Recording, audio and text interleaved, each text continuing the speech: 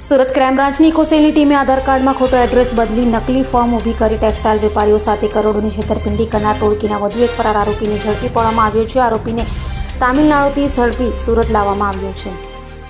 સુરત શહેર ક્રાઇમ બ્રાન્ચની આર્થિક ગુના નિવારણ શાખાએ મોટી કાર્યવાહી હાથ ધરી છે. ટેક્સટાઇલ વેપારીઓને વિશ્વાસમાં લઈને કરોડોની છેતરપિંડી કરનાર ટોળકીના વધુ એક નાસ્તા ફરતા આરોપી ગણેશન ઉર્ફે મુરલી થંગાવેલને તામિલનાડુમાંથી ઝડપી પાડવામાં આવ્યો છે. આરોપીઓએ ષડયંત્ર રચી આધાર કાર્ડમાં એડ્રેસ બદલી ખોટા નામે શિવમ ટ્રેડર્સ નામની પેઢી ઊભી કરી હતી. શરૂઆતમાં વેપારીઓ પાસેથી માલ ખરીદી સમયસર ચેકથી ચૂકવણી કરી વિશ્વાસ જીત્યો હતો. ત્યારબાદ કુલ 49 ચેક આપી અંદાજે 10 કરોડ 43 લાખ રૂપિયાથી વધુની જેકોર્ડ સાડીઓનો માલ મંગાવી લીધો હતો. બાદમાં તમામ ચેક રિટર્ન છતાં છેતરપિંડીનો ભાંડો ફૂટ્યો હતો.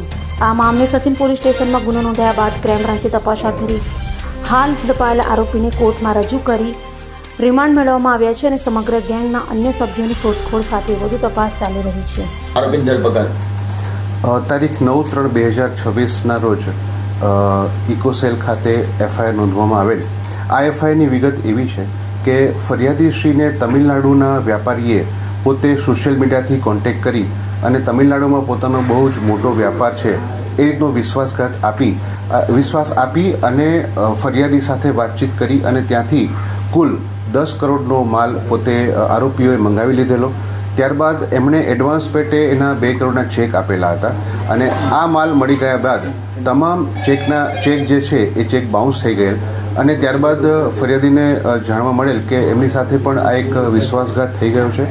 જે અનુસંધાને આપણે ફરિયાદીની ફરિયાદ લઈ અને તાત્કાલિક ટીમ તમિલનાડુ રાજ્યમાં રવાના કરી જે તે સમયે 3 આરોપીની ધરપકડ કરવામાં આવેલ હતી અને ત્યારબાદ આ જ ગુનામાં સંડોવાયેલા અન્ય આરોપી ગણેશન ઉર્ફે મુરલીની પણ ધરપકડ કરવામાં આવેલ છે.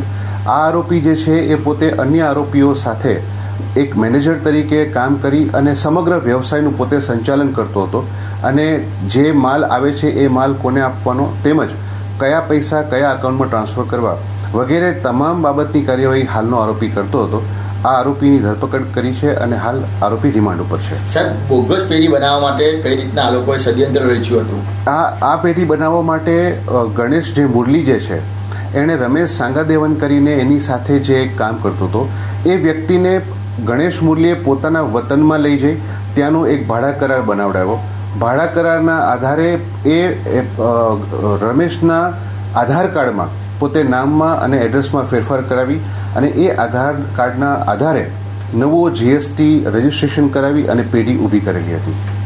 સાહેબ, આ એક જ ગુનો છે કે અગાઉ કંઈ ગુના હાલના જે આરોપી છે એ લોકોના વિરુદ્ધમાં તમિલનાડુમાં પણ એક ગુનો નોંધાયેલો છે. અભય થઈને નિષ્પક્ષતાથી નિરપેક્ષ રીતે વાસ્તવિકતાનો અરીસો રૂપી સચોટ માહિતી લાવતો સત્યની સાથે અભય ટાઈમ્સ.